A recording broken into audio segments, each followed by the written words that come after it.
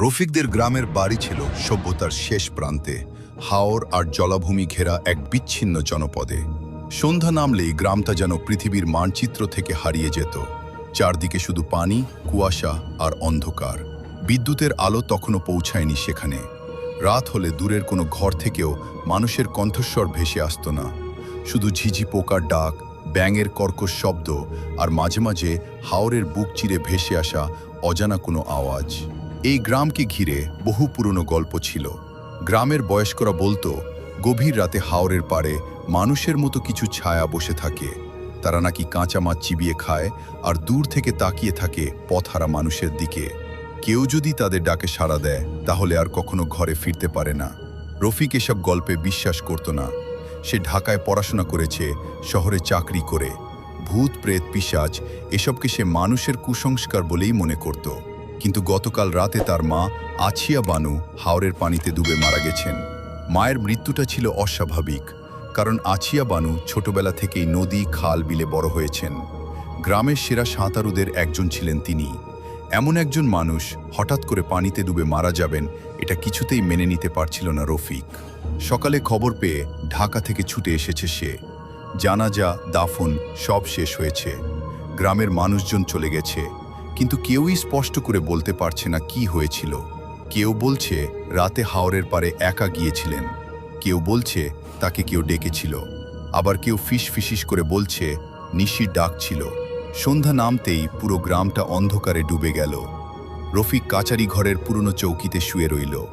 চোখের কোণে বারবার পানি চলে আসছে। মায়ের কথা মনে পড়লেই বুকটা মোচড় দিয়ে উঠছে। ধীরে ধীরে রাত গভীর হলো। একসময় পুরো গ্রাম নিস্তব্ধ হয়ে গেল। এমন নীরবতা যেন পৃথিবীতে আর কোনো মানুষ বেঁচে নেই। হঠাৎ দূরে কোথাও একটা শেয়াল ডেকে উঠল, তারপর আবার নীরবতা। রফিক কখন ঘুমিয়ে পড়েছে সে নিজেও জানে না। রাতের কোনো এক অজানা সময়ে তার ঘুম ভাঙল। প্রথমে সে বুঝতে পারল না কেন ঘুম ভেঙেছে। তারপর অনুভব করল কেউ যেন তার পায়ের কাছে বসে আছে। শরীরের ভেতর দিয়ে হিমশীতল একটা স্রোত বয়ে গেল। চোখ খুলতে সাহস হচ্ছিল না, তবু ধীরে ধীরে চোখ মেলে তাকালো সে। আর সঙ্গে সঙ্গে তার বুকের ভেতরটা যেন থেমে গেল। চৌকির এক কোণে বসে আছে তার মা, আছিয়া বানু। সেই একই সাদা শাড়ি, সেই একই মুখ। কিন্তু কিছু একটা ভয়ঙ্কর অস্বাভাবিক। মুখটা অদ্ভুত ফ্যাকাশে, চোখ দুটো অস্বাভাবিক স্থির, এক দৃষ্টিতে তাকিয়ে আছে রফিকের দিকে। রফিকের মনে একবারও হলো না যে তার মা তো গতকাল মারা গেছেন, বরং মনে হলো মা যেন কোথাও থেকে ফিরে এসেছেন। মহিলাটি ধীরে ধীরে বললেন, রফিক, আয় বাবা। কণ্ঠস্বরটা ঠিক তার মায়ের মতো, কিন্তু শব্দের ভেতরে যেন আরেকটা কর্কশ আওয়াজ লুকিয়েছিল। রফিক কোনো কথা বলল না, সে শুধু উঠে দাঁড়ালো। তার চোখে তখন ঘোর। মনে হচ্ছিল নিজের ইচ্ছায় নয়, অন্য কারো আদেশে সে হাঁটছে। মা রূপী সেই ছায়ামূর্তিটা দরজার দিকে এগিয়ে গেল। রফিকও পেছনে পেছনে হাঁটতে লাগল। ঘর পেরিয়ে উঠান পেরিয়ে বাঁশঝাড়। বাঁশ পাতাগুলো অদ্ভুতভাবে কাঁপছিল, যদিও বাতাস ছিল না। চারপাশে কুয়াশা জমতে শুরু করেছে। রফিক হাঁটছে, শুধু হাঁটছে। তার কানে তখন ভেসে আসছে অসংখ্য ফিসফিস শব্দ। মনে হচ্ছে অন্ধকারের ভেতর শত শত মানুষ তাকে ডাকছে, আয় আয়, আর একটু সামনে আয়। হঠাৎ সে খেয়াল করল তার মা মাটিতে হাঁটছেন না। অন্ধকারের মধ্যে শাড়ির নিচে কোনো পা দেখা যাচ্ছে না। মনে হচ্ছে তিনি ভেসে ভেসে এগিয়ে যাচ্ছেন। তবু রফিক থামল না। একসময় তারা গ্রামের উত্তরের সেই বিশাল জলাভূমির কাছে পৌঁছালে। চাঁদের আলো মেঘের আড়াল থেকে বের হয়ে এলো। আর তখনই রফিক দেখল তার সামনে দাঁড়িয়ে থাকা জিনিসটা তার মা নয়।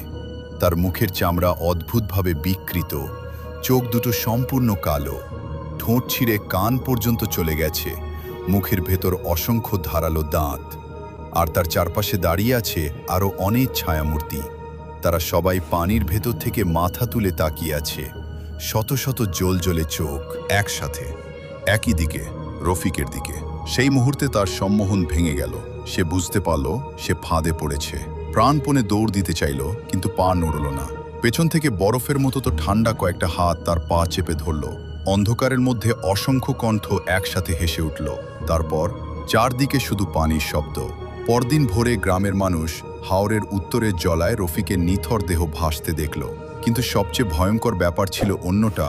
রফিকের মুখে মৃত্যুর আগের আতঙ্ক জমেছিল, আর তার কাদা মাখা হাতে শক্ত করে ধরা ছিল সাদা শাড়ির এক টুকরো ছেঁড়া কাপড়, যে কাপড়টি হুবহু তার মায়ের শেষ কাফনের কাপড়ের মতো দেখতে ছিল। অনেক বছর পেরিয়ে গেছে, তবু গ্রামের বৃদ্ধরা এখনও বলে, অমাবস্যার রাতে ওই জলাভূমির পাড়ে দাঁড়ালে কখনো কখনো দেখা যায় এক যুবক কুয়াশার মধ্যে হাঁটছে, আর তার কয়েক হাত সামনে সাদা শাড়ি পরা এক মহিলা ধীরে ধীরে তাকে ডেকে নিয়ে যাচ্ছে আরও গভীর অন্ধকারের দিকে।